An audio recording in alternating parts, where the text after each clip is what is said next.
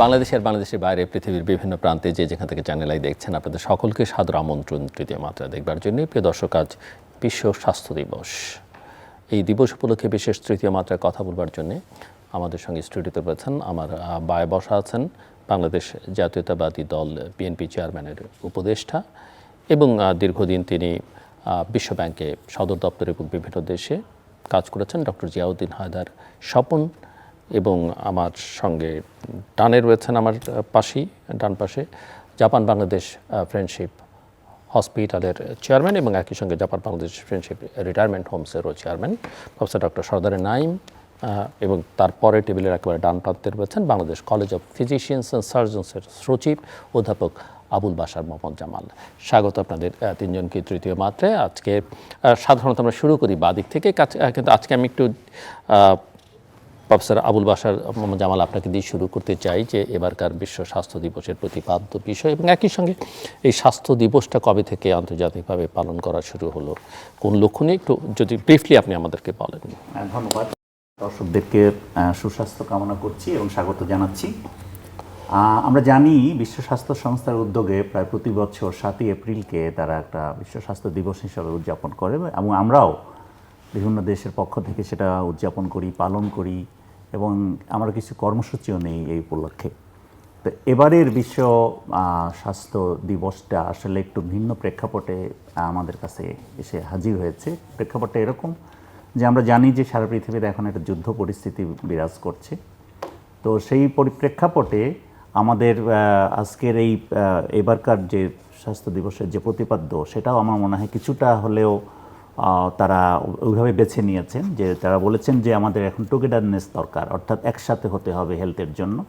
এবং শুধু তাই না, তারা বলছে স্ট্যান্ড উইথ সায়েন্স, অর্থাৎ এটার প্রতিপাদ্য বিষয়ের সাথে সায়েন্সকে যোগ করার উদ্দেশ্য হচ্ছে যে আমাদের সমস্ত সলিউশনগুলো হবে আসলে বিজ্ঞান ভিত্তিক।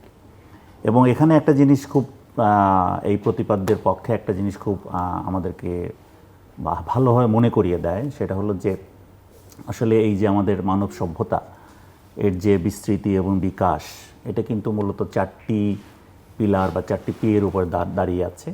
প্রথম তো অবশ্যই পিপল, মানুষকে নিয়েই তো আসলে সব কিছু। এবং শুধু মানুষ না, মানুষের যে প্রোগ্রেশন, যে প্রোগ্রেসিভনেস এবং তার যে অবদান, সেটাই কিন্তু পৃথিবীকে আজকের অবস্থানে উন্নীত করেছে। এর বাইরে তারা জোর দিচ্ছেন হচ্ছে প্ল্যানেটের উপরে এবং অবশ্যই লাস্টলি প্ল্যানেটের উপরে, কারণ আমাদের একটাই মাত্র গ্রহ। কাজেই এই 4টাকে একসঙ্গে করেছেন তারা, করে একটা ক্যাম্পেইনের সূচনা করেছেন আসলে এবারকার বিশ্ব স্বাস্থ্য দিবসের প্রতিপাদ্য হিসাবে। অর্থাৎ আমরা শুধু মানুষের স্বাস্থ্য নিয়ে যখন কল্পনা করব বা ব্যবস্থা নিব, একই সাথে কিন্তু আমরা সমস্ত প্রাণী জগৎ, উদ্ভিদ জগৎ এবং আমাদের গ্রহটাকে নিয়ে, অর্থাৎ গ্রহের স্বাস্থ্যটাকেও কিন্তু আমাদেরকে আরেকটার সঙ্গে একটার সঙ্গে অত্যন্ত ওতপ্রোতভাবে জড়িত এবং একটাকে ছাড়া আরেকটা কিন্তু আসলে আমরা কল্পনাও করতে পারিনি। এটাকে আবার পুনরায় স্মরণ করিয়ে দেওয়ার জন্যই বিশ্ব স্বাস্থ্য সংস্থা আসলে 4টাকে নিয়ে একটা ক্যাম্পেইনের মতো করেছে। অন্যবারের সাথে এবারের ডিফারেন্সটা একটু অন্যরকম, যে এবার আসলে বিশ্ব স্বাস্থ্য দিবস একটা বছরের একটা ক্যাম্পেইনের সূচনা হিসাবে তারা পালন করছে। অর্থাৎ এই যে 4টা জিনিসকে রক্ষা করার জন্য মানুষের যে সমস্ত ইফোর্ট, সমস্ত অবদান এবং সমস্ত কর্মসূচি, সেটাকে তারা হাইলাইট করার জন্য পুরো বছর ব্যাপী একটা ক্যাম্পেইন, অর্থাৎ 7ই এপ্রিল 2026 থেকে শুরু করে 6ই এপ্রিল 2027 পর্যন্ত বছরব্যাপী একটা কর্মসূচি প্রণয়ন করেছে। এবং এই কর্মসূচি উদ্বোধন হবে 7ই এপ্রিল 2026-এ ফ্রান্সে এবং সেখানে সারা বিশ্বের আজকেই এবং সেখানে সারা বিশ্বের 800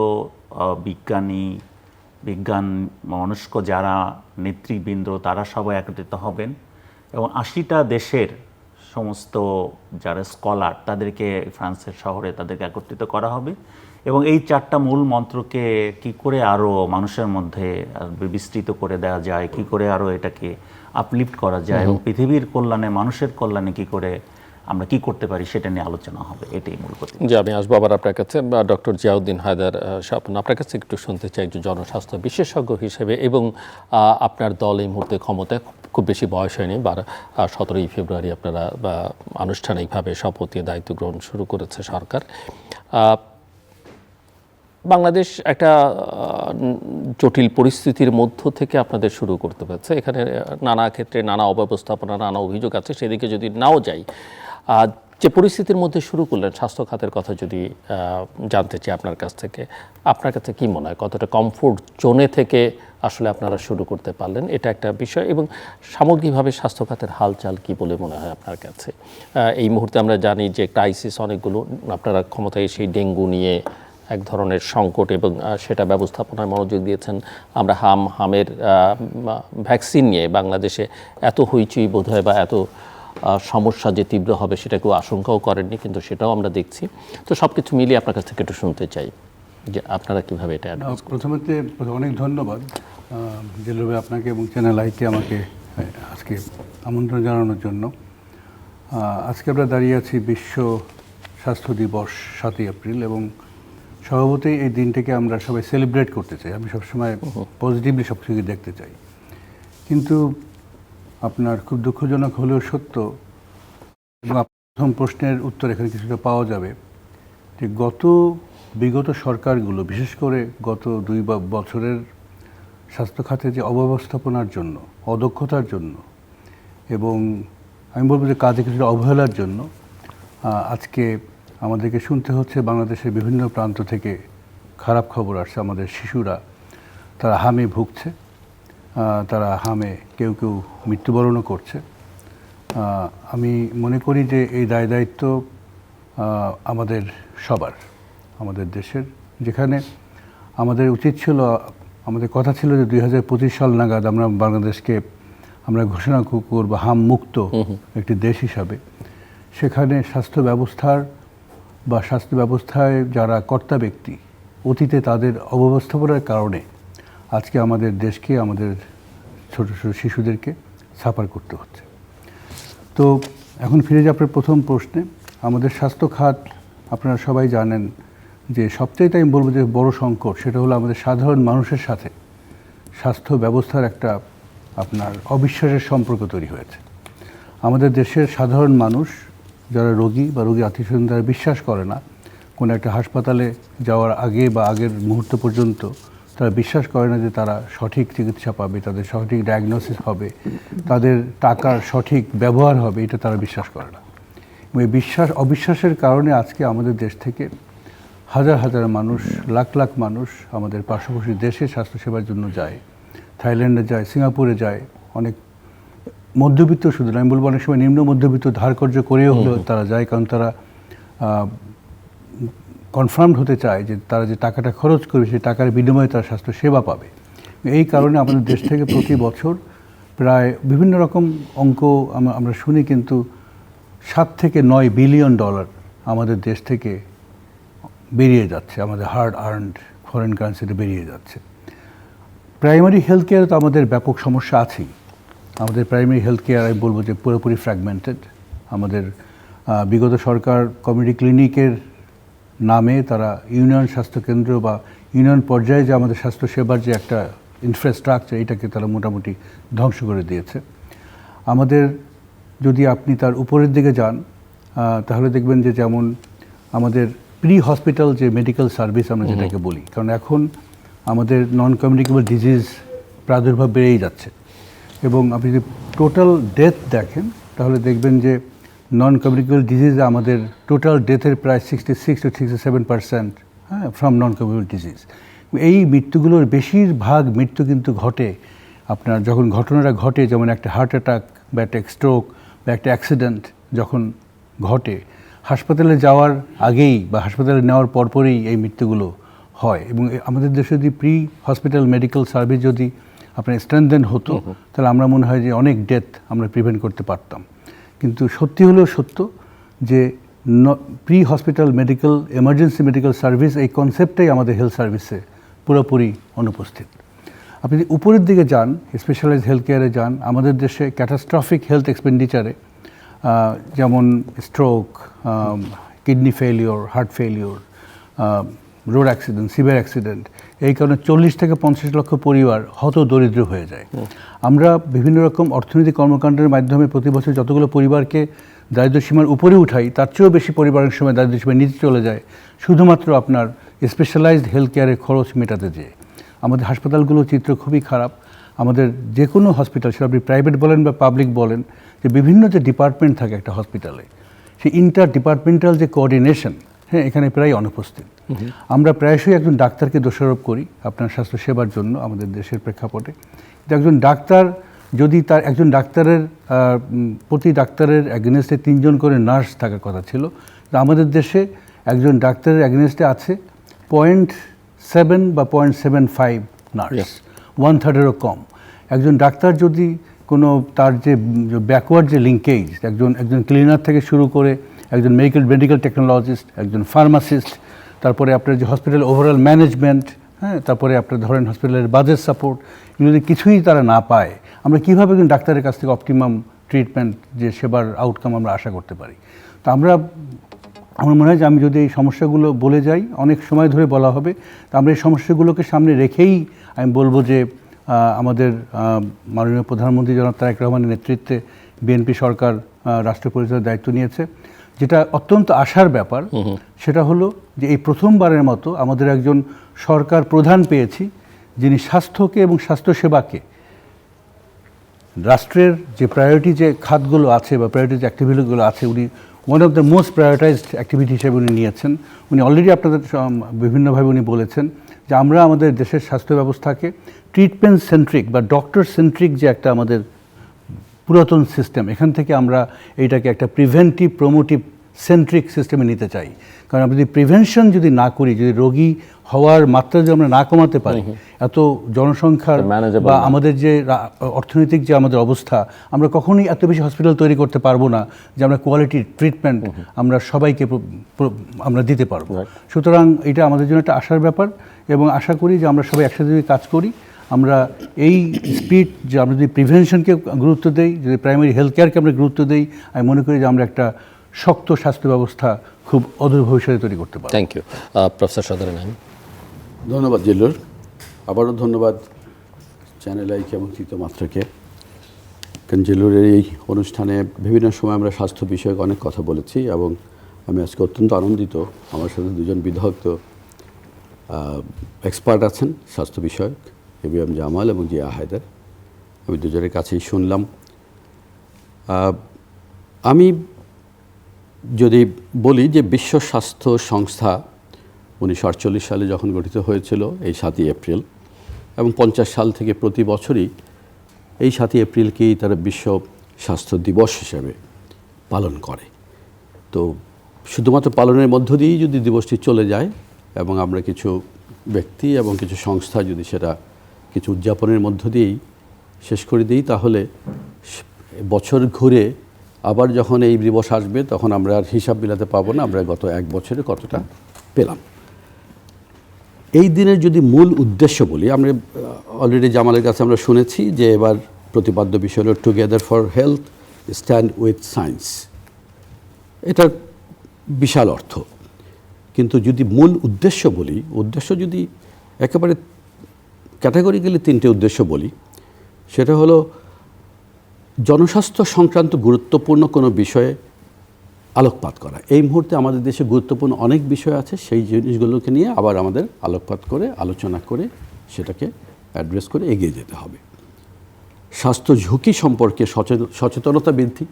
এই দিবসটা কিন্তু শুধুমাত্র যারা এক্সপার্ট তারাই শুধু জানবে এবং পালন করবে তা না, যাদেরকে সচেতন করে তুলতে হবে। এই যে জিয়া হায়দার যেটা বললেন যে প্রাইমারি হেলথ কেয়ার এবং এই যে প্রিভেন্টিভ কেয়ার থেকে শুরু করে সব কিছুর ব্যাপারেই আমাদের জনসাধারণের মধ্যেও কিন্তু সচেতনতা তৈরি করার একটা ব্যবস্থা করতে হবে, এবং সবার জন্য মানসম্মত স্বাস্থ্যসেবা নিশ্চিত করা।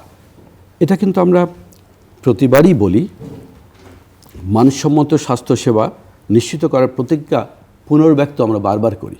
এই পুনর্ব্যক্ত করাটাও এই স্বাস্থ্য দিবসের একটি অত্যন্ত ইম্পর্ট্যান্ট কম্পোনেন্ট।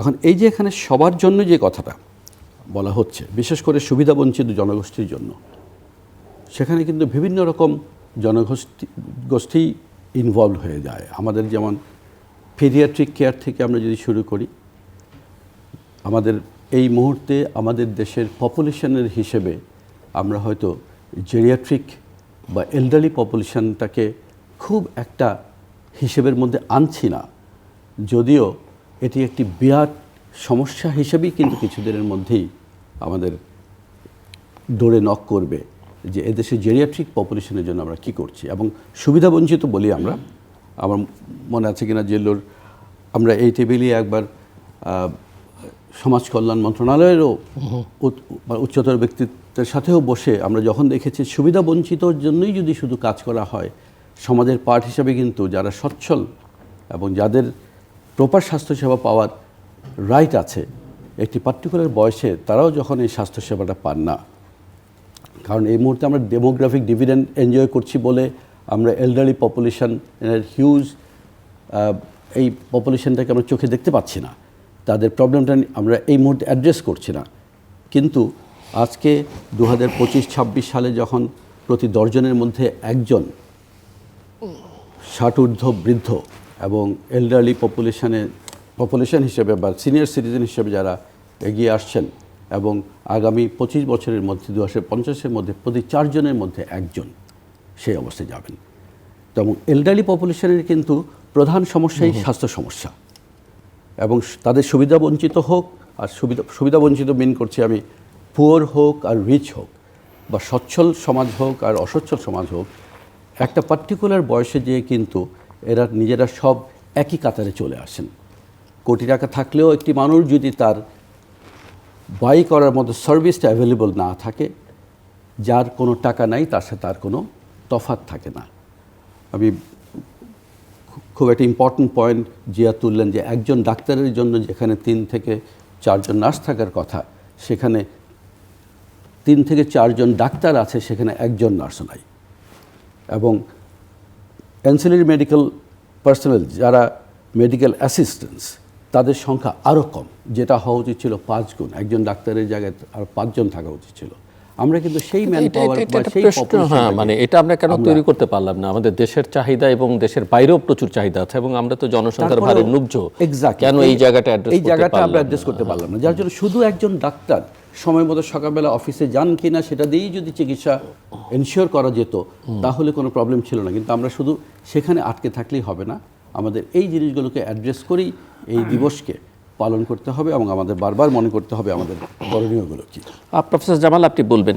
কিন্তু আমি ওই প্রতিপাদ্য বিষয়ের মধ্যে একটু যেতে চাই যে স্ট্যান্ড উইথ সায়েন্স যেটা বলা হচ্ছে, এর কারণ কি? মানে কি বিজ্ঞানসম্মত যে ধ্যান ধারণা শিক্ষা, তার বাইরে গিয়ে এখন কি পৃথিবীব্যাপী চিকিৎসা বা অল্টারনেটিভ মেডিসিন, অল্টারনেটিভ ট্রিটমেন্টের যে জয় জয়কার অনেক ক্ষেত্রে দেখা যাচ্ছে, সেটাকে অ্যাড্রেস করার জন্য এটা বলা হচ্ছে নাকি?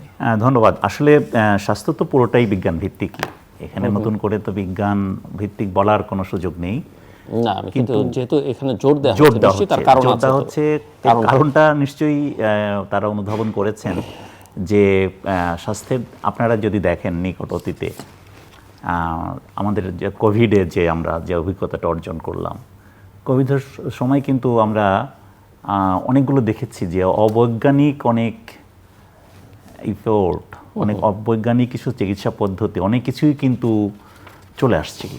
তা আমার মনে হয় যে WHO হয়তো এটাকে অনুধাবন করেছেন যে আসলে আমাদের সলিউশন তো বিজ্ঞান ভিত্তিক। আমরা কোভিড থেকে কিছুটা হলেও মুক্ত হয়েছি, এর একটা কারণ তো হচ্ছে যে অতি দ্রুত আমরা কিছু টিকা আবিষ্কার করতে পেরেছি এবং চিকিৎসা পদ্ধতি, এবং দেখেছি আমরা কোভিডের সময় যে অক্সিজেনের মতো সাধারণ জিনিস আসলে আমাদেরকে কতটা উপকার করতে পারে। তো এই যে অক্সিজেন একটা চিকিৎসার উপকরণ, এটা কিন্তু আমরা সবসময় আমাদের, যেমন আমি সার্জন, আমাদের নাইম ভাই সার্জন, আমরা সার্জারি করি যখন, অক্সিজেন কিন্তু সবসময় আমরা ব্যবহার করি, কিন্তু অক্সিজেনের প্রয়োজনীয়তা এতটা তীব্র, এতটা ব্যাপক, এটা কিন্তু কোভিড না আসলে আমরা বুঝতে পারিনি আলাদা করে। তার মানে আসলে কি আমাদের স্বাস্থ্যের প্রতিটা জায়গাতে আসলে বিজ্ঞানের যে একটা সংশ্লিষ্টতা আছে, এবং বিজ্ঞান ভিত্তিক সমাধানই যেন যে স্বাস্থ্যের আসলে সমাধান, এটাকে হাইলাইট করার জন্যই কিন্তু তারা স্ট্যান্ড উইথ সায়েন্স বলেছেন, অর্থাৎ সায়েন্সের পক্ষে দাঁড়াতে বলেছেন। এখানে আমি আরেকটা জিনিস বলি, যেহেতু তারা মানে এখন আমরা জানি যে এনভায়রনমেন্ট কিন্তু একটা খুব ইম্পর্টেন্ট জিনিস, এবং এনভায়রনমেন্টাল পলিউশন, কার্বন এমিশন, এগুলো কিন্তু খুব আলোচনার ব্যাপকভাবে আলোচিত হচ্ছে। তো বিজ্ঞানীরা দেখেছেন যে আসলে এই যে এনভায়রনমেন্টাল পলিউশনগুলো হচ্ছে, এর জন্য কিন্তু অনেক অসুখ তৈরি হচ্ছে। এবং সেই অসুখগুলো যখন চিকিৎসা করতে যেয়ে দেখা যাচ্ছে আবার এনভায়রনমেন্টাল পলিউশনে আমরা কিন্তু এক্সপ্লোর হয়ে যাচ্ছি। যেমন আমি একটা ছোট্ট উদাহরণ দিই, আমি এবং নাইম ভাই আমরা ল্যাপারোস্কোপিক অপারেশন করি, অর্থাৎ পেট না কেটে খুব ছোট্ট অপারেশন করি, মানে ছিদ্র করে। এই ল্যাপারোস্কোপি অপারেশনে একটা উন্নত দেশে একটা মানুষের ল্যাপারোস্কোপি অপারেশন করতে গেলে 8 কেজি কার্বন তৈরি হচ্ছে। তার মানে কি এই কার্বনটা তো এনভায়রনমেন্টে যাচ্ছে। তাহলে আমরা জিরো কার্বনের কথা বলছি, কার্বন নিঃসরণ কমানোর কথা বলছি, তো আমরা আবার দেখা যাচ্ছে চিকিৎসার মধ্য দিয়ে কিন্তু আমরা কার্বনের কিন্তু এমিশনটা বাড়িয়ে দিচ্ছি। আমাদের মেডিসিনগুলো যদি আমরা দেখি, আমাদের প্রায় প্রত্যেকটা মেডিসিনই কিন্তু কোনো না কোনোভাবে কিন্তু দেখেন প্লাস্টিকের মোড়কে এটাকে মানে দিয়ে তারপরে এটা সেফটির জন্যই করা হয়, এটাও একটা সায়েন্স, নো ডাউট। কিন্তু ওই প্লাস্টিকই কিন্তু আবার মাইক্রোপ্লাস্টিক হিসাবে আমাদের সমুদ্রে চলে যাচ্ছে, এবং আমরা মাছের মধ্যে বিভিন্ন সামুদ্রিক উদ্ভিদের ভিতরে আমরা কিন্তু ওগুলোই আবার ফেরত পাচ্ছি, আমাদের শরীরে ঢুকে ক্ষতি করছে। তার মানে কি সলিউশনটা এখানে কি করতে হবে? প্লাস্টিক উৎপাদন বন্ধ, প্লাস্টিকের ব্যবহার বন্ধ তা না, কিন্তু প্লাস্টিককে যদি আরও বিজ্ঞানসম্মতভাবে ব্যবহারটা আমরা না করি, তাহলে তো আমাদের অচিরেই আমাদের মানবজাতি শুধু না, প্রাণীকুল, উদ্ভিদ এবং এমনকি আমি বলি প্ল্যানেটের কথা এই জন্যই আসছে, পুরো গ্রহটাই তখন বিপদসংকুল হয়ে উঠবে। আবার যদি দেখেন যে আর একটা জিনিস, যে আমরা স্বাস্থ্য কিন্তু আসলে একটা কমপ্লেক্স জিনিস, খুবই কমপ্লেক্স জিনিস। এই জন্যই যে স্বাস্থ্যের অনেক কিছুই কিন্তু আসলে আমরা ইচ্ছা করলে কিছুটা নিয়ম বা কিছুটা নীতিমালা প্রণয়ন করে, এই যে কার্বন এমিশনের কথা বললাম, এই যে প্লাস্টিক মানে পণ্যগুলো যেগুলো মাইক্রোপ্লাস্টিকগুলো ঢুকে যাচ্ছে শরীরের ভিতর, এই যে ওভার ইউজ অফ অনেক মেডিসিন, আপনারা জানেন, যেমন যে ভাই বললেন যে এখন কিন্তু আসলে মানে আমাদের দেশের রোগীরা বাইরে যাচ্ছে কেন? তা বাইরে যাচ্ছে তারা কিন্তু বাইরে যেয়ে কিন্তু কিন্তু একটা কথাই আমাদেরকে বলে অন্তত, যে চিকিৎসা আপনারা যা দিয়েছিলেন মোটামুটি ঠিকই আছে, কিন্তু ওনারা সুন্দর করে কথা বলেছে, ওনারা ভালো ব্যবহার করেছে, সময় দিয়েছে। অর্থাৎ এই যে স্কিলটা, কমিউনিকেশন স্কিল, তার মানে হচ্ছে যে এখন আসলে চিকিৎসাটা ওইদিকে চলে গেছে যে ওষুধের চেয়ে আরও বেশি। কিন্তু এটা তো মানে এই বিষয় নিয়ে আমরা যখন আপনাদের মতো ডক্টরদের সঙ্গে কথা বলেছি, তখন ডক্টররা বললেন যে বাইরে ওরা কতজন রোগী দেখে আর আমাদেরকে কতজন রোগী দেখতে হয়, এই রোগীর এটা একটা আছে, কিন্তু রোগীদের সন্তুষ্টির জায়গাটা কিন্তু ওইটা, তারা কিন্তু ওইটাই বলে। এই জন্য আমরা যেমন এখন আমরা নিজেরা ডাক্তাররা আমাদের স্টুডেন্টদের একটা ক্যাম্পেইনের ভিতরে নিয়ে আসতে চাচ্ছি যে আমরা সুস্থ করা তো আমাদের টার্গেট হবই, কিন্তু তার চেয়ে বড় টার্গেট হবে সন্তুষ্ট করা। কারণ আমরা যদি এই রোগী হিসেবে যে আসছে তাকে, যেটা উনি বলছিলেন অন্যভাবে আস্থার যে সংকট, সন্তুষ্টটা করা যদি আমার টার্গেটটা হয়ে যায়, তখন কিন্তু আমি সুস্থ না করলেও তার কিন্তু কোনো ক্ষোভ অথবা তার কোনো আক্রোশ যেগুলো তারা অনেক সময় দেখায় সেগুলো দেখাবে না, কারণ সন্তুষ্ট হয়ে গেছে সে। এটাই সায়েন্স আসলে। ডক্টর জিয়া হায়দার, আপনি বলছিলেন প্রধানমন্ত্রীর বা সরকারের অগ্রাধিকার আপনাদের, আপনি যে 8টি খাতকে আপনারা বেছে নিয়েছেন যেগুলোকে খুব দ্রুত অ্যাড্রেস করতে চান এবং দৃঢ়তার সঙ্গে, এবং সেখানে হেলথ কার্ডের কথা আপনারা বলছেন। বাট আমি আপনাদের 3 জনের জন্যই, আপনি অবশ্যই আগে বলবেন যে কতগুলো ইস্যু আমার কাছে মনে হয়েছে যে আমাদের এখানে রুরাল এরিয়াতে কোয়ালিটি হেলথ কেয়ারের এখনও ঘাটতি আছে। ভবন তৈরি হচ্ছে আসলে, কিন্তু মূল জায়গার চিকিৎসাটা নেই। আমরা সবসময় আমি যেটা বলি যে হার্ডওয়্যারের দিকে অনেক বেশি নজর দিই, সফটওয়্যারের দিকে খুব একটা নজর দিই না, যেটা খুব দরকার। আমাদের এখানে নন কমিউনিকেবল ডিজিজ বাড়ছে, ডায়াবেটিস সহ অন্যান্য, এটা একটা বড় সমস্যা। আরবান পলিউশন, যেটা ডক্টর জামাল বলছিলেন, এবং এনভায়রনমেন্টাল হেলথ রিস্ক, এটা বৃদ্ধি পাচ্ছে। মেন্টাল হেলথ একটা অত্যন্ত গুরুত্বপূর্ণ জায়গা, সেটার অ্যাওয়ারনেস খুবই আন্ডার ডেভেলপ আমার কাছে মনে হয়। এবং আরেকটা হচ্ছে যে পাবলিক হেলথ সিস্টেম, এই জায়গাটা, এটার উপর একটা যে ক্রাইসিসগুলো, সেটার উপর একটা প্রেশার, জনগণের চাপ আছে, কিন্তু আসলে অ্যাড্রেস করা যাচ্ছে না বা সমাধান করা যাচ্ছে না। আমি কয়েকটা বিষয়ে একটু রিফ্লেক্ট করতে চাই। যেমন নঈম ভাই বলছিলেন, আপনি কোয়ালিটি অফ কেয়ারের কথা আপনি বলছিলেন, আপনি জেরিয়াট্রিক পপুলেশনের যে হেলথ কেয়ার সেগুলো বলছিলেন, নার্সদের কথা বলছিলেন। আমি যেটা বলবো, আমাদের দেশে আসলে আমার এখন যেটা মনে হয়, আমরা কখনোই আসলে ওয়েল প্ল্যান্ড এবং ওয়েল স্ট্রাকচার্ড একটা হেলথ সিস্টেম আমরা কখনোই এই নিয়ে চিন্তা করিনি। আমাদের কোনো সরকার কম্প্রিহেন্সিভ যে একটা হেলথ সিস্টেম তৈরি করা, যে আমরা 10 বছর 20 বছর 25 বছর পরে যে হেলথ চ্যালেঞ্জগুলো আসবে আমরা কীভাবে মোকাবেলা করব, আমরা আমাদের হেলথ সিস্টেমসটা আমরা কীভাবে বিল্ড করব চিন্তা করি। যদি চিন্তা করতাম তাহলে পরে আজকে একজন MBBS পাশ করা একজন ডাক্তার সে FCPS পাশ করার জন্য 10 বছর বা 6 বছর ওই আদি সুপার মার্কেটের একটা রুমে 6-7 জন ক্রাউডেড হয়ে থাকতো না, সবাই FCPS করতে চেত না। MBBS itself is a Nobel degree, এটা নিয়েই কিন্তু অনেক ভালো সামাজিক অবস্থা। এখন পর্যন্ত আমাদের দেশে MBBS এর ডাক্তারের কিন্তু সামাজিক অবস্থান নাই। আজকে পর্যন্ত আমার আপনার কারো মেয়ে সন্তান বা ছেলে সন্তানকে যদি বলি নার্সিং পড়তে হবে, আমরা কিন্তু কল্পনাও করতে পারি না আমরা নার্সিং প্রফেশন আমাদের ছেলে মেয়েকে আমরা দিব না। যেখানে আমি নিজে দেখেছি আমি যখন দেশের বাইরে অনেক জায়গাতে চাকরি করেছি, অনেক বিখ্যাত লোকের সন্তান তারা আপনার নার্সিংটাকে অগ্রাধিকার দিচ্ছে, পড়ছে, তারা হাসপাতালের অ্যাডমিনিস্ট্রেটর হচ্ছে। আর আমাদের দেশের নার্স মানেই হলো সে একজন ডাক্তারের আপনার কি বলে, ডাক্তার যা বলবে তার একজন আয়া বুয়ার মতো ট্রিটেড হয় এখনও। আমাদের দেশে যদি হেলথ টেকনোলজিস দেখেন এখন পর্যন্ত, তাদের শিক্ষার মান যদি দেখেন যে শিক্ষা পরীক্ষার মান, আপনি অবাক হয়ে যাবেন। আমি আলাপ করেছি, আমি কয়েক জায়গায় গিয়েছি, আমি অবাক হয়ে গিয়েছি যে এইভাবে আমরা মেডিকেল টেকনোলজি তৈরি করছি, কিন্তু তারা আমাদের হেলথ সিস্টেমের একজন ডাক্তারের চাইতে কোনো অংশেই কম গুরুত্বপূর্ণ না। কিন্তু আমাদের entire health system is dependent on specialised doctor. You have to be FCPS or MD doctor, otherwise you are nowhere in the health system. তো আমার মনে হয় যে আমাদেরকে এখন একটু এইগুলো নিয়ে ভাবতে হবে, নিজেদেরকে সেলফ ক্রিটিসিজম করতে হবে এবং কীভাবে একটা well structured well planned system তৈরি করতে হবে। System it's not about individual. আমরা সবসময় আমিত্বে বিশ্বাস করি, ইন্ডিভিজুয়ালিজমে বিশ্বাস করি। ওখান থেকে বেরিয়ে এসে একটা সিস্টেম অ্যাপ্রোচ আমরা কীভাবে নিব, একটা সিস্টেম বিল্ড করবো, এইদিকে তাকাতে হবে। আমি আসি কোয়ালিটি অফ কেয়ার। আমরা বারবার যে কোয়ালিটি অফ কেয়ার নিয়ে কথা বলি, আমরা কি কেউ বলতে পারবো যে কোয়ালিটি অফ কেয়ার নিয়ে আমাদের দেশে আমরা সিস্টেমেটিকভাবে কী কাজ করেছি? আমি যেমন ক্যাম্বোডিয়াতে ওয়ার্ল্ড ব্যাংকের যখন আমি দায়িত্বে ছিলাম, হ্যাঁ, ওখানে আমি দেখেছি মিনিস্ট্রি অফ হেলথ তার কোয়ালিটি অফিস আলাদাভাবে তার এস্টাবলিশ করেছে আন্ডার মিনিস্ট্রি অফ হেলথ। তার প্রত্যেকটা health facility starting from primary health care centre to top hospital, তারা বছরে 3 বার তাদের একটা আপনার চেকলিস্ট আছে, তাদের স্কোর কার্ড আছে, তারা কোয়ালিটি অ্যাসেসমেন্ট করে এবং কোয়ালিটি অ্যাসেসমেন্টের মাধ্যমে কি স্কোর পেলো তার ভিত্তিতে তার হাসপাতালের সাথে কথা বলে যে তোমার এইখানে ইমপ্রুভমেন্ট দরকার। Have we ever done this kind of systematic approach? আমরা কিন্তু করি নাই, এখন পর্যন্ত করি নাই।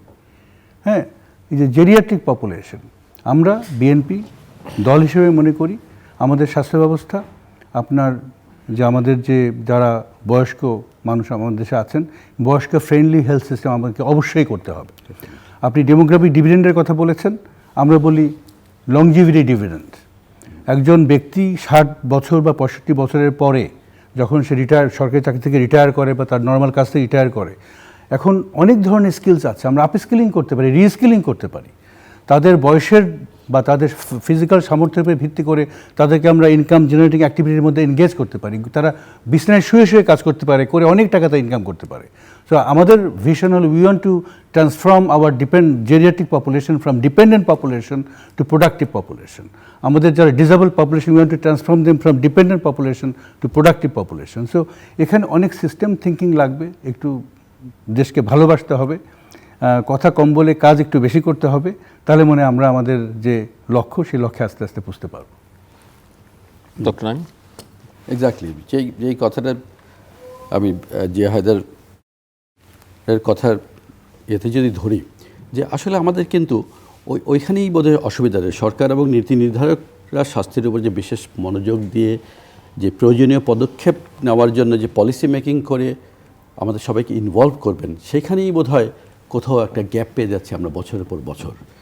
এই যে শুধুমাত্র হাই এন্ড স্পেশালিস্ট ডক্টরের আমার কিন্তু এখনও যে কোনো রোগী কিন্তু প্রথমে আমাকে বা আপনাকে বা জামালকে যদি কেউ প্রথমেই জিজ্ঞেস করবে ভাই ওই ফিল্ডে সবচেয়ে বেস্ট ডাক্তারটাকে, হ্যাঁ, নর্মাল প্রেগন্যান্সি নিয়ে দেশের টপ গাইনোকোলজিস্টের কাছে আমরা যাই। এই যে ব্যাপারটা এখন এখানে দেখেন, একজন স্পেশালিস্ট ডক্টর দিনে রুগী দেখে একবার 5 থেকে 10 মিনিট। নার্সেস এবং প্যারামেডিক্স অ্যান্ড মেডিকেল অ্যাসিস্ট্যান্টরা কিন্তু 24 ঘন্টা তাকে সার্ভিস দেয় এবং তাদের কোয়ালিটি যদি খারাপ হয় আপনি কখনোই একটা quality service as a whole দিতে পারবেন না। সেটার জন্য আমাদের যে কোয়ালিটি পপুলেশন তৈরি দরকার, সেটার জন্য আসলে ডাক্তাররা সেটা তৈরি করতে পারবে না, আমরা যতই আলোচনা করি না কেন। আলটিমেটলি কিন্তু পলিসি মেকারদেরকে এগিয়ে আসতে হবে এবং সেটা তৈরি করতে হবে। এখন এখানে যদি আবার জেরিয়াট্রিক পপুলেশনের কথা বলি, আমরা তো আজকে হুয়ের এই যে বিশ্ব স্বাস্থ্য দিবসে বসে যে কথাগুলো বলছি, আমি আরেকটা ইনফরমেশন আপনাদেরকে দেই। এখন কিন্তু আমাদের 6th year of decade of healthy ageing চলছে। হু কিন্তু 2021 থেকে 2030 পর্যন্ত এই 10 বছরকে ডিকেড অফ হেলদি এজিং হিসাবে ডিক্লেয়ার করেছিল, এবং একটা integrated care for older people, যার জন্য একটা মডেল এবং establishment of age friendly primary health care তারা তৈরি করার জন্য বলা হয়েছিল। এবং সারা বিশ্বে কিন্তু প্রত্যেকটি দেশই কিন্তু হুয়ের এই কার্যকলাপের সাথে জড়িত। এবং জিয়া হায়দার নিজেও আপনি ইন্টারন্যাশনাল অর্গানাইজেশনে কাজ করতে যেয়ে দেখেছেন যে হুয়ের কিন্তু প্রচুর অ্যাক্টিভিটিজ আমাদের দেশে আছে। কিন্তু এই ডিকেড অফ হেলদি এজিং, এই যে 10 বছর, এই 6 বছরের মাথায় এসে যদি আমরা হিসাব করে দেখি যে এই প্রতিপাদ্য নিয়ে, এই 10 বছরের প্রোগ্রাম নিয়ে আমরা আমাদের দেশে কতটা কাজ করতে পেরেছি। আমরা যদি বলি ডিকেড অফ হেলদি এজিংয়ে integrated care for older people দরকার ছিল, আমাদের এজ ফ্রেন্ডলি প্রাইমারি হেলথ কেয়ারের কথা বলেছি, লং টার্ম কেয়ার সাপোর্টের দরকার ছিল, even age friendly cities and communities তৈরি করা দরকার ছিল। আমরা কি আমাদের সিটিগুলোকে এবং কমিউনিটিকে কখনো এল্ডারলি ফ্রেন্ডলি করার জন্য কোনোরকম কোনো স্টেপ নিতে পেরেছি?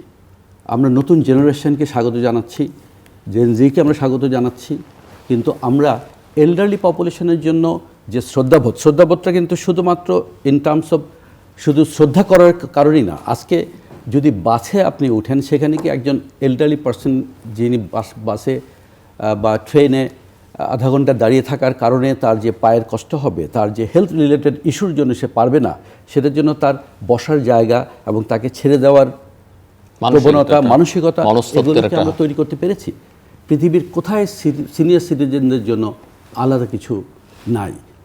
আমাদের দেশেই সম্ভবত এটা খুবই একটা আমরা গ্যাপ দেখি। যেখানে নন কমিউনিকেবল ডিজিজের কথা যেগুলো বলেছেন, non communicable disease, mental diseases এবং মেনি আদার ডিজিজ যেগুলো আমরা দেখি, সেগুলো কিন্তু এজ রিলেটেড। ডেফিনেটলি এল্ডারলি পিপলের জন্য এগুলো একটু বেশি হয়, এবং সেগুলো চিকিৎসা করার জন্য স্পেশালিস্টের সাথে সাথে total system will have to be involve. আমরা মেশিন কিনি প্রচুর, কিন্তু ম্যান বিহাইন্ড দ্য মেশিনও তৈরি করি না। আমরা এক্সরে কিনছি, আমরা এমআরআই, সিটি স্ক্যান কিনছি, আমরা ঠিক এই মেশিনগুলো চালানোর মতো প্রপার মানুষ পাই। কিনে আনা হয়, খোলা হয় না, ওপেন করা হয় না, বক্সে খোলা হয় না। প্রচুর মেশিন সারা বাংলাদেশে নষ্ট হয়ে যায়, বিভিন্ন হাসপাতাল কেনা হয়েছে, কিন্তু পড়ে আছে, ধুলাবালি, খোলা হয়নি। বিকজ ওই মেশিনটা যিনি ব্যবহার করবেন তিনিও সেটা খুলেন নাই। এখানে আমাকে যদি আরেকটা মিনিট সময় দেন, তো সেটা হলো হ্যাঁ বাণিজ্যের জন্য এটা হয়, এবং এই মেশিনগুলো ব্যবহার হচ্ছে না। ঠিক এমনইভাবে সবচেয়ে বড় কথা হলো এই যে জেরিয়াট্রিক মেডিসিন শব্দটার সাথে আমাদের লোকজন পরিচিত না, কিন্তু আপনি জানেন এই দেশের বড় বড় সবগুলো হাসপাতালই জেরিয়াট্রিক ডিপার্টমেন্ট আছে। আমাদের ঢাকা মেডিকেল কলেজেও কিন্তু জেরিয়াট্রিক মেডিসিন ডিপার্টমেন্ট আছে, আলাদা ওয়ার্ড আছে, সেখানে একজন জেরিয়াট্রিশিয়ান আছে। জেরিয়াট্রিশিয়ান মানে সাধারণ ফিজিশিয়ানদেরকেই ওখানে পোস্টিং দেওয়া হয়। এই সেক্টরটা কি ডেভেলপ করা হচ্ছে না? আমি শুধু এই সেক্টর বলছি না, সব সেক্টরের সাথে একই রকম অবস্থা। আমাদের এর মধ্যে অ্যাডোলেসেন্ট যে friendly medical system, health system, আমরা এই কনসেপ্টই আমাদের মধ্যে এখনো নাই।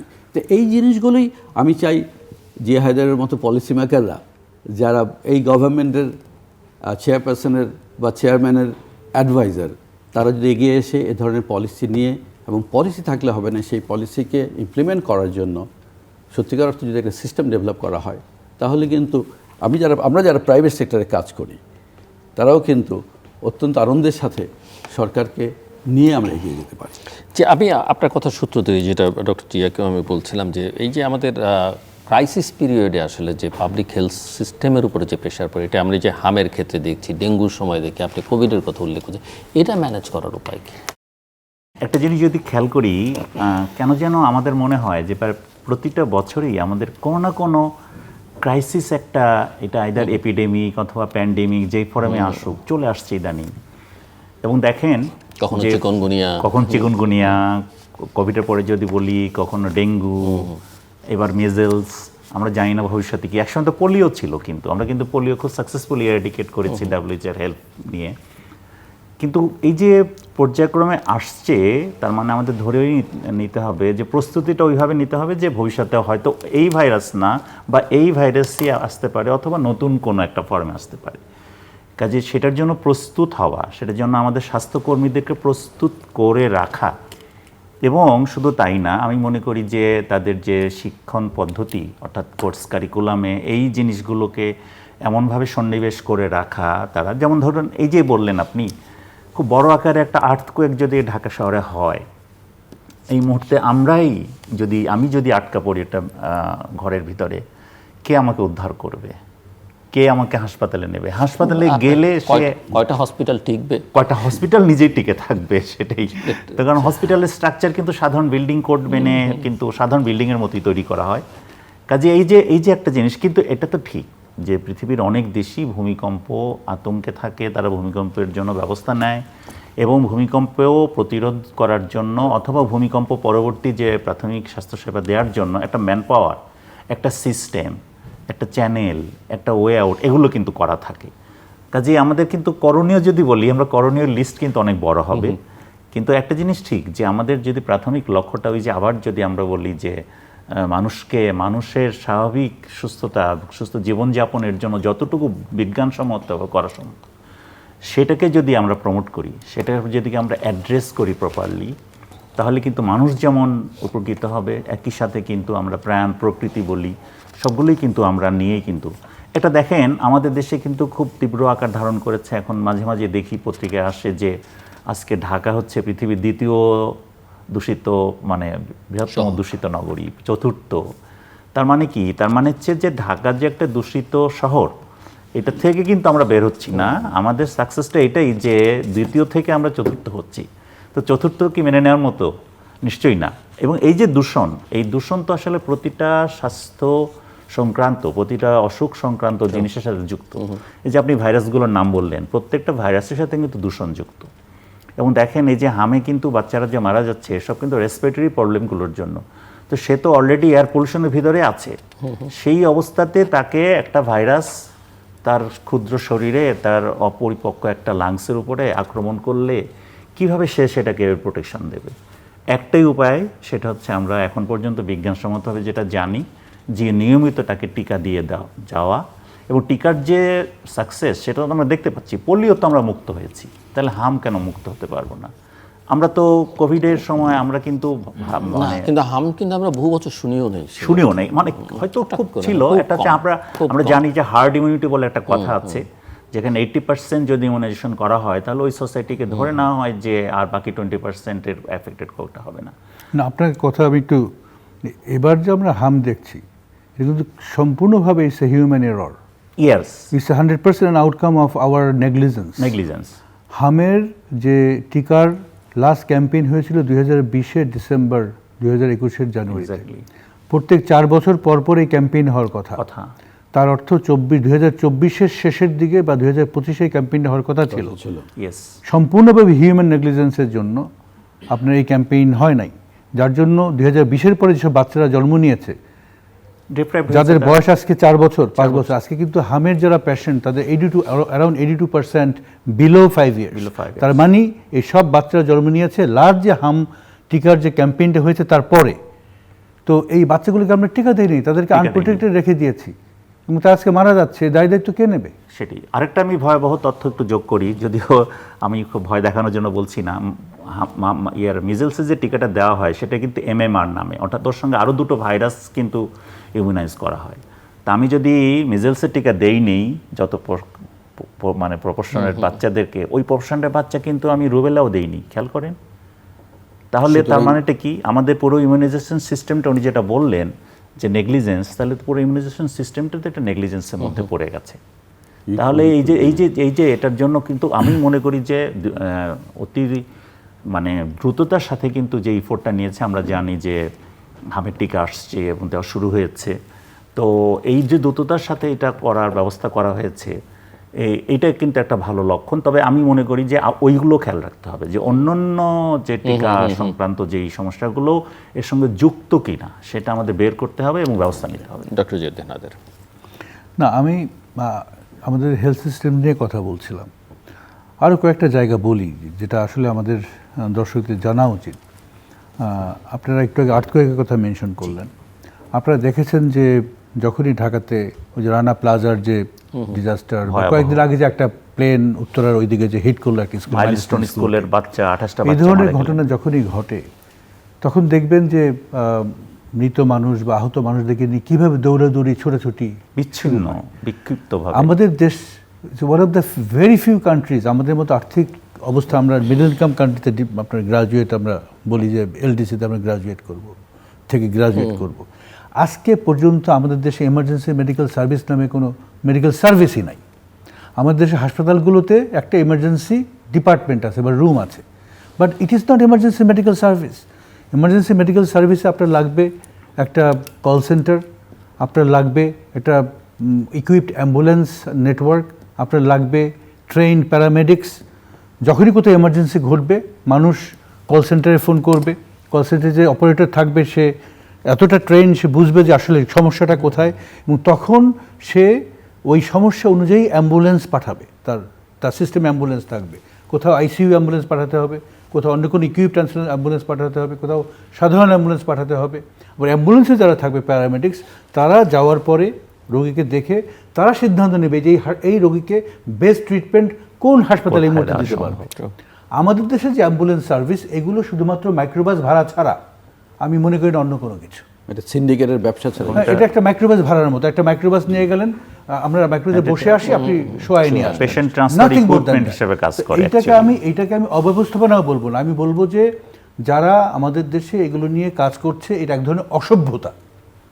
তা না হলে এইভাবে নেগলেক্টেড একটা দেশের হেলথ সিস্টেম থাকতেই পারে না। তাই এটা আমি একটা উদাহরণ দিলাম। আপনি এই যে ইনফেকশন কোভিডের সময় আমরা কিছুটা ক্যাপাসিটি অর্জন করেছিলাম। কোভিডের তো our entire health system was disrupted, কিন্তু কিছু সময়ের মধ্যে আমরা আইসোলেশন ইউনিট আমাদের তৈরি হয়েছে, আমাদের ভেন্টিলেটর তৈরি হয়েছে, আমাদের ডাক্তার বা অন্যান্য স্বাস্থ্যকর্মীর মধ্যে এই যে আপনার মেডিকেল ওয়েস্ট, যেগুলো ইনফেক্টেড ওয়েস্ট, এগুলো সেপারেশন কীভাবে করতে হয় কিছুটা শিক্ষা হয়েছে। কোভিড চলে গেছে, আবার we have gone back to our past. আপনি হাসপাতালে যান, কোথাও আইসোলেশন ইউনিট নাই। আমি আজকেও হাসপাতালে খবর নিলাম, বিভিন্ন হাসপাতালে উপজেলা জেলা পর্যায়ে বাচ্চাদের আইসোলেশন ইউনিট নাই। ম্যালনিউট্রিশন ইউনিটে হামে আক্রান্ত বাচ্চাদের রাখছে। হ্যাঁ, আমাদের কোনো হাসপাতালে আইসোলেশন ইউনিট নাই। আমাদের ভেন্টিলেশন মেশিন নষ্ট হয়ে পড়ে আছে, সেগুলোর কোনো মেরামত নাই। আমাদের ডাক্তার নার্সদের মধ্যে যে সাধারণ ট্রেনিং, যে সেপারেশন অফ ইনফেক্টেড ওয়েস্ট এবং সেগুলোকে যে সেফ ডিসপোজাল করা, আজকে আপনি খুব অবাক হবেন, আমি পৃথিবীর অনেক যুদ্ধ বিধ্বস্ত দেশে কাজ করেছি ওয়ার্ল্ড ব্যাংকের হয়ে, লাইবেরিয়া, সিয়েরা-লিওন, গরিব দেশ। আমি একটা হসপিটাল পাইনি যাদের নিজস্ব মেডিকেল ওয়েস্ট ডিসপোজাল সিস্টেম নাই। আমাদের দেশের আপনি যান পিজি হাসপাতালে, আপনি যান ঢাকা মেডিকেল কলেজ হসপিটালে, কারো নিজস্ব মেডিকেল ওয়েস্ট ডিসপোজাল সিস্টেম নাই। তারা সলিড ওয়েস্ট, ওই আপনার প্রিজম নামে একটা এজেন্সি আছে, তাদেরকে দিয়ে দেয়। এই প্রিজম এগুলোকে মিউনিসিপ্যাল ওয়েস্টের সাথে মিশিয়ে তারা ডাম্প করে। সেখানে ইনফেক্টেড ওয়েস্টকে সেপারেট করে এগুলোকে ডিসইনফেক্ট করা, এই কোনো ব্যবস্থা আমাদের দেশে নাই। এবং লিকুইড ওয়েস্ট কিন্তু অলমোস্ট 100% ইনফেক্টেড লিকুইড ওয়েস্ট। আমাদের ঢাকা বলেন বা ছোটো একটা শহর বলেন, ড্রেনের মধ্যে আমরা লিকুইড ওয়েস্টকে ডিসপোজ করি। তো আমাদের দেশে ক্রস ইনফেকশন হবে না। আমাদের দেশে একজন এল্ডারলি ব্যক্তিত্ব হাসপাতালে একটা সমস্যা নিয়ে যে আরেকটা সমস্যায় পড়ে মারা যাবে না, আর কোন দেশে যাবে? তো এই যে অব্যবস্থাপনা, এগুলোকে আমাদের আইডেন্টিফাই করে যে আন্তরিকতার সাথে আমরা কাজ এখনও যদি আমরা করতে না পারি, পরিত্রাণ কোথায়? সেই পরিত্রাণ আমাদের কাজ করতে হবে। এবং আমি যেটা বললাম যে আমার মনে হয় যে আমি মনে করি যে আমরা অত্যন্ত লাকি যে আমরা এমন একটা সরকার প্রধান পেয়েছি। আমি এই সরকার প্রধানের সাথে অনেক বছর ধরে কাজ করছি। হেলথকে উনি প্রায়োরিটি লিস্টের নাম্বার 1-এ উনি রেখেছেন এবং আমি মনে প্রাণে বিশ্বাস করি ওনার গাইডেন্সে, ওনার দিক নির্দেশনায় জনাব তারেক রহমান আমাদের মাননীয় প্রধানমন্ত্রী, আমরা এই যে অতীতের যে জঞ্জাল, এগুলোকে কিছুটা হলেও আমরা ঝেড়ে ফেলে দিয়ে একটা ভালো স্বাস্থ্য ব্যবস্থার দিকে দেশকে নিয়ে যেতে পারবো। Final round, professor Abul Bashar Mohammad Jamal. ধন্যবাদ। কথাগুলো তো চলে আসছেন। আপনি যেমন অ্যাম্বুলেন্সের কথা বলছিলেন, আমার মনে হয় যে কয়েকদিন আগেই আমরা একটা পত্রিকাটা খবর দেখলাম যে অ্যাম্বুলেন্সের অবস্থা কীরকম এটা বোঝার জন্য, যে খুলনা একটি অ্যাম্বুলেন্স চলন্ত অবস্থায় আগুন ধরে গেছে এবং পুড়ে গেছে। যেই অ্যাম্বুলেন্স মানুষের প্রাণ বাঁচানোর জন্য তৈরি করা হয় বা এই করে, সেই অ্যাম্বুলেন্সই যদি এবং আমরা এর আগে অনেক খবরগুলো দেখেছি যে অ্যাম্বুলেন্সের সাথে যাত্রীবাহী বাসের সংঘর্ষে রোগী মারা গেছে। তার মানে হচ্ছে যে এই অ্যাম্বুলেন্সগুলো আসলে যেইভাবে তৈরি করা, যেভাবে পরিচালনা করা এবং যেভাবে আসলে রোগীর জন্য নিরাপত্তা নিশ্চিত করা, এই কাজগুলো কিন্তু আসলে করছে না। তা আমার মনে হয় একটা ইন্টিগ্রেটেড অ্যাম্বুলেন্স সার্ভিসটাও যদি আমাদের একটা পলিসির ভিতরে আমরা আনতে পারি, এটা কিন্তু সম্ভব। যেহেতু এখন ডিজিটাল সিস্টেম আছে, আমরা একটা ইন্টিগ্রেটেড অ্যাম্বুলেন্স সিস্টেম করলে যে সব অ্যাম্বুলেন্স একটা ইন্টিগ্রেশনের মধ্যে আসবে, এর বাইরে কেউ থাকতে পারবে না, এবং তার একটা মিনিমাম একটা কোয়ালিটি থাকবে যেটা বিআরটিএ বা অন্য কোনো অথরিটি ঠিক করে দেবে যে অ্যাম্বুলেন্সের মিনিমাম কোয়ালিটিটা এরকম, তাহলে আমরা একটু হয়তো নিরাপত্তা বোধ করব।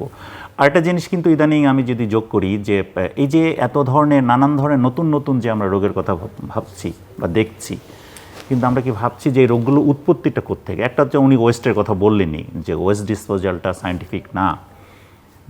এর বাইরেও আমাদের যে মারাত্মক রকমের ফুড অ্যাডাল্টারেশন এখন আমরা তো খুব হারে টের পাই। সত্যি করার অর্থে যদি বলি যে আমি কোনো রেস্টুরেন্টে গেলে বা কোনো বাজারে গেলে যখন কোনো খাবার কিনি, প্রথম জিনিসটা যেটা স্ট্রাইক করে, দাম তো একটা ব্যাপারই, তার চেয়ে বেশি স্ট্রাইক করে যেটা আমার স্বাস্থ্যের জন্য কতটা নিরাপদ। তো এই যে জিনিসটা, এইটার জন্য যদি আমরা, কারণ এটা কিন্তু আসলে আমরা মনে করছি এখন যে অনেক রোগের কিন্তু এটা উৎপত্তির কারণ এটা। এই যে এত আমাদের গ্রামের সাধারণ খেটে খাওয়া মানুষদেরও ডায়াবেটিস হচ্ছে, হাইপার টেনশন হচ্ছে, হার্ট ডিজিজ হচ্ছে, তো ও তো পরিশ্রম করে খায়। তার মানে হচ্ছে যে নিশ্চয়ই কোনো না কোনোভাবে তার পানিতে, তার প্রাণীজ আমিষে অথবা ডিমে বা খাবারের মাধ্যমে আসলে ক্যান্সারের প্রাদুর্ভাবটা বেড়ে গেছে। তো আমরা তো আসলে ক্যান্সারকেই আমরা বড় বড় যন্ত্রপাতি কিনে ক্যান্সার বিশেষজ্ঞ তৈরি করে সব ক্যান্সার এবং কিডনির জন্য দুটোই কিন্তু পলিউশনের কারণে। ফুডের কথা বললেন, ফুড অ্যাডাল্টারেশন সাংঘাতিকভাবে দায়ী। এবং দেখেন আপনি যে আমরা ইউএসএতে কিন্তু ড্রাগের সাথে ওরা কিন্তু ফুড একটা অ্যাডমিনিস্ট্রেশনে এতটা পাওয়ারফুল করেছে, যার জন্য ফুড অ্যান্ড ড্রাগ অ্যাডমিনিস্ট্রেশন, অর্থাৎ তাদের অ্যাডমিনিস্ট্রেশনটা শুধুমাত্র ড্রাগ দেখছে না, ইকুয়ালি ফুডটাকেও তারা এনশিওর করছে। তো সেই ক্ষেত্রে আমরা ফুডের ব্যাপারে যতটা, যদি আর একটু জোর দিই, অ্যাজ মেডিসিনে যেরকম কন্ট্রোল করা হয়, কিছুটা হলো আমাদের মেডিসিনে কিন্তু 82 আমাদের জাফরুল্লাহ স্যার উনি যেভাবে করে দিয়ে গেছেন, তার কিছু সুফলতা আমরা পেয়েছি। কিন্তু একই সাথে যদি আমাদের এইভাবে মানে ফুড অ্যাডাল্টারেশন অথবা এই যে ওয়েস্ট ম্যানেজমেন্ট অথবা এই যে আমাদের যে কিছু এখন আর একটা জিনিস হয়, দেখেন এই যে আমরা বিভিন্ন মাছ খাচ্ছি বা খাচ্ছি ইঞ্জেকশন দিয়ে, তাদেরকে হরমোন থেরাপি দিয়ে করছে, এগুলো কিন্তু আমাদের ওইভাবে আমরা স্টাডিও করতে পারি না যে এটার থেকে কতগুলো রোগ কীভাবে তৈরি হচ্ছে। জামালের সেই অ্যাম্বুলেন্সের কথার সূত্র ধরে যদি বলি, সিন্ডিকেট এবং দালাল চক্রের হাত থেকেও আমাদের বাঁচাতে হবে। কিছুদিন আগেই তো খবরে আমরা দেখলাম একটি শিশুকে এক অ্যাম্বুলেন্স ঠিক করে তাকে নেওয়ার জন্য রেডি হওয়ার কারণে আরেক অ্যাম্বুলেন্স তাকে যেতে দেয়নি, কারণ সিন্ডিকেটের অ্যাম্বুলেন্স ড্রাইভাররা তারা একটি অ্যাম্বুলেন্সকে অ্যালাউ করেনি এই রোগীরা নিয়ে যেতে, এবং ওই তাদের তর্কাতর্কির কারণে অ্যাম্বুলেন্সের মধ্যেই বাচ্চাটি মারা গেল। তো এইরকম ঘটনা যখন এই দেশে ঘটে এবং এই ঘটনাগুলোর জন্য যখন এই সিন্ডিকেটের লোকজন কোনো শাস্তি না পায়, তখন কখনোই একটা ভালো ইন্টিগ্রেটেড সিস্টেম তৈরি করা সম্ভব না। এনিওয়ে, আমি যেটা বলছিলাম, জামালের কাছে আপনারা শুনেছেন যে আমি নিজেও একজন সার্জন, জামাল সার্জন। আমি আপনারা খেয়াল করেছেন যে আমি প্রথম থেকে একটু প্রবীণদের নিয়ে কথা বলছি। আমি জাপানে পড়াশোনা করার কারণে আবার সার্জিক্যাল এডুকেশনের পাশাপাশি যেখানে আমি জাপানের হেলথ সিস্টেমের মধ্যে যে ইন্স্যুরেন্স দেখেছিলাম, একটি ইন্স্যুরেন্স সিস্টেম ডেভেলপ করা একটি দেশের জন্য খুব কঠিন কিছু না। এই সময়ে পৃথিবীর এই সময়ে ডিজিটালাইজেশনের এক্সট্রিম যখন আমরা ভোগ করছি সবাই, তখন আমরা কেন যেন হেলথ ইন্স্যুরেন্সের কথাটা বারবারই ভুলে যাই। এটা সরকারের পক্ষ থেকে হেলথ ইন্স্যুরেন্সকে এনশিওর করতে হবে, এবং হেলথ ইন্স্যুরেন্স সিস্টেম যদি ডেভেলপ না হয় তাহলে কিন্তু প্রপার চিকিৎসা, যেই কথাটা যে প্রথমেই বলেছিলেন যে মানুষ কিন্তু টাকা দিয়ে এনশিওর্ড হয় না সে প্রপার চিকিৎসাটা পাবে কি না, তার টাকাটা প্রপার ইউটিলাইজেশন হবে কিনা, এটা কিন্তু আউট অফ পকেট যতদিন পে হবে ততদিন এই অবিশ্বাস এবং এই অনিচ্ছা রোগীদের মধ্যে থাকবেই। সুতরাং আমি বলবো পলিসি মেকারদের হেলথ ইন্স্যুরেন্সের ব্যাপারটা খুব কেয়ারফুলি খেয়াল করা। এবং জাপানে যেটা আমি দেখেছি, এই এল্ডারলি কেয়ার, আমার জাপানে সার্জিক্যাল এডুকেশনের পাশাপাশি সবচেয়ে বেশি আমাকে মুভ করেছিল যেটা, সেটা হলো এলডারলি কেয়ার। এবং আপনি খেয়াল করেছেন বিং এ সার্জন আমি কিন্তু এলডারলি কেয়ার নিয়ে খুব কাজ করছি এবং আমি একটি রিটায়ারমেন্ট হোম তৈরি করেছি এবং সরকারের লেভেলে যেসব রিটায়ারমেন্ট হোমগুলো আছে সেগুলো আমি ভিজিট করেছি। এই যে ম্যান পাওয়ারের অভাবে কিন্তু প্রবীণ নিবাসগুলো সরকার চালু করতে পারছে না এবং সেগুলোরও প্রয়োজনীয়তা আছে। ঠিক man power development, health insurance সিস্টেমের মধ্যে আমাদেরকে নিয়ে আসা এবং এই কাজগুলোর মাধ্যমেই একটি ভালো সুস্থ একটি স্বাস্থ্য ব্যবস্থা এগিয়ে নিয়ে যেতে পারে বর্তমান সরকার। আমি আরেকটি দুষ্ট চক্রের উপরে আলোকপাত করে আমি আলোচনা শেষ করব। চক্রটা হলো ওয়েস্ট, ফুড সিস্টেমস এবং হিউম্যান হেলথ, হিউম্যান বা অ্যানিম্যাল হেলথ যেটা বলে। আপনারা জানেন কিনা জানি না, আমাদের দেশের ঢাকা শহর সহ দেশের যে কোনো শহর এবং গ্রামে আমাদের প্রপার ওয়েস্ট ডিসপোজাল সিস্টেম নাই। সবচাইতে ভয়ের ব্যাপার, নদীর পাড়ে যত শহর আছে almost 100% waste is disposed into rivers, এবং এই ওয়েস্ট প্রোডাক্ট যখন নদীতে যায় that pollutes water system, that pollutes our soil system. ওই সয়েলে যে শস্য উৎপাদন হচ্ছে আমরা খাচ্ছি, ওই নদীতে যে মাছ হচ্ছে আমরা খাচ্ছি, ওই মাছে আপনার হেভি মেটালসে ভর্তি। আমাদের দেশের সুইট ওয়াটার ফিশ কিন্তু ইন্টারন্যাশনাল কোনো মার্কেটে আপনি বিক্রি করতে পারবেন না because of the heavy metal concentration. এবং আমাদের শস্য আপনার তরি তরকারি তার মধ্যে একই অবস্থা, যেগুলো আমরা আমাদের অ্যানিম্যালরা খাচ্ছে, সেখান থেকে আমরাও খাচ্ছি, আমরা অ্যানিম্যালের মাংসও খাচ্ছি, মাছ খাচ্ছি, সবজি খাচ্ছি, যার জন্য high prevalence of all the chronic diseases, kidney failure, cancer, এগুলো আমাদের দিন দিন বাড়ছে। সবচেয়ে ভয়ের কারণ এই যে আমি সমস্যাটা বললাম, আমি বেশ লিটারেচার রিভিউ করার চেষ্টা করেছি।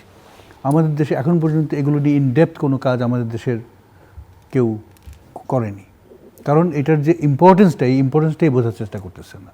এইটা একটা। লাস্ট হলো যে আমাদের যে একটা রেজিলিয়েন্ট হেলথ সিস্টেম, এই রেজিলিয়েন্ট হেলথ সিস্টেম তৈরি করার জন্য আমাদের যে আগের প্রচেষ্টা, হ্যাঁ, সেই প্রচেষ্টা থেকে আমরা অনেক আবার দূরে সরে গেছি। একটা নতুন কনসেপ্ট আছে, আপনি হয়তো জানেন, ওয়ান হেলথ। হ্যাঁ, আমরা কোভিডের সময় শিখেছি শুধু হিউম্যান হেলথকে অ্যাড্রেস করলে কিন্তু আপনি চ্যালেঞ্জ মোকাবিলা করতে পারবেন না। হিউম্যান হেলথ, তার সাথে সাথে animal health and plant health, কারণ এগুলো একটার সাথে একটা ইন্টারাক্ট করে। যদি আপনি তিনটাকেই যদি একসাথে অ্যাড্রেস না করেন, অ্যান্ড ওভারঅল এনভায়রনমেন্ট যদি আপনি এগুলো অ্যাড্রেস না করেন, এটাকে আমরা বলি ওয়ান হেলথ কনসেপ্ট। হ্যাঁ, আমরা কখনোই একটা রেজিলিয়েন্ট হেলথ সিস্টেমস আমরা তৈরি করতে পারবো না। আমার শেষ কথা, আমি যেহেতু বিশ্বব্যাংকে অনেক বছর চাকরি করেছি, অনেক কিছুই আপনার ডলার ফিগারে চিন্তা করি। আমি একটা হেলথ সিস্টেমের স্বপ্ন দেখি বাংলাদেশে, হয়তো কিছু বছরের মধ্যে এটা আমরা পাবো, যে হেলথ সিস্টেমের কারণে আমার আজকে যে 7 থেকে 9 বিলিয়ন ডলার দেশ থেকে বের হয়ে যাচ্ছে, যদি এটাকে আমরা 50% কমাতে পারি, দ্যাট ইজ মাই ইন্ডিকেটর। যদি আমি দেখি যে না, 7 বিলিয়ন থেকে কমে 3.5 বিলিয়ন ডলার এখন বেরিয়ে যাচ্ছে, আমি বলবো যে আমরা সাকসেসের দিকে এগিয়ে যাচ্ছি। নিঃসন্দেহে। দর্শক, অনুষ্ঠানের শেষ প্রান্তে আমরা সামাজিক যোগাযোগ মাধ্যম ফেসবুক, এক্স এবং ইউটিউবে রীতিমাত্রা লাইভ স্ট্রিম হচ্ছে, আপনারা দেখতে পারেন। টেলিভিশনের পর্দায় দেখতে না পারলে যে কোনো সময় যে কোনো স্থান থেকে ইউটিউবে রীতিমাত্রা চ্যানেলটি সাবস্ক্রাইব করে এই পর্ব বা পুরোনো পর্বগুলো আপনারা দেখতে পারেন। Doctor Ziauddin Haider, professor doctor Sardar Naim এবং প্রফেসর আবুল বাশার মোহাম্মদ জামাল, অসংখ্য ধন্যবাদ এই আলোচনা অংশ নেওয়ার জন্য। দর্শক, আমরা কথা বলছিলাম বিশ্ব স্বাস্থ্য দিবস উপলক্ষে, এবং সব কথার মূল কথা যে আমরা অনেক কিছুর উপরেই জোর দিচ্ছি, দেশের অনেক উন্নয়ন হয়েছে, কিন্তু আমাদের অনেক মনোযোগ বেশি অবকাঠামো উন্নয়নের দিকে। শিক্ষা, স্বাস্থ্য সবসময় অবহেলিত, এবং আশার বাণী শোনালেন ডক্টর জিয়া যে তাদের প্রধান অগ্রাধিকার সরকারের, বর্তমান নতুন সরকারের যে হেলথ সেক্টরে, এবং সেখানে যে ওয়ান হেলথের কথা বললেন, একটা রেজিলিয়েন্ট হেলথ সিস্টেমের কথা বললেন। স্বাস্থ্য খাতের জন্য প্রচুর অর্থ বাইরে চলে যাচ্ছে আমাদের চিকিৎসা সেবার জন্য, সেটাকে কিভাবে কমিয়ে আনা যায়। সব কথার মূল কথা যে আমাদের একটা কম্প্রিহেন্সিভ হেলথ সিস্টেম দরকার, এবং আমাদের স্বল্পমেয়াদী, মধ্যমেয়াদী এবং দীর্ঘমেয়াদী একটা পরিকল্পনা করা দরকার। ঠিক 5 বছর 10 বছরের জন্য, 20-25 বছর পরে কোন জায়গায় গিয়ে পৃথিবী দাঁড়াতে পারে, বাংলাদেশ দাঁড়াতে পারে, এবং সেই সময় কী সংকট আসতে পারে, সেটা আমরা কীভাবে মোকাবেলা করব, সেই কাজগুলো করা দরকার। এবং তার জন্য যথেষ্ট পরিমাণে গবেষণা দরকার, এবং গবেষণার উপরেও বাংলাদেশ খুব একটা মনোযোগ কখনোই দেয়নি। আমরা আশা করব যে সমস্যা সমাধান করবার আগে সমস্যাটা আইডেন্টিফাই করবার জন্য যে গবেষণা করা দরকার, সেটার দিকেও সরকার মনোযোগ দেবে। আমাদের সঙ্গে থাকবার জন্য অসংখ্য ধন্যবাদ। আপনাদের সবার জন্য শুভকামনা।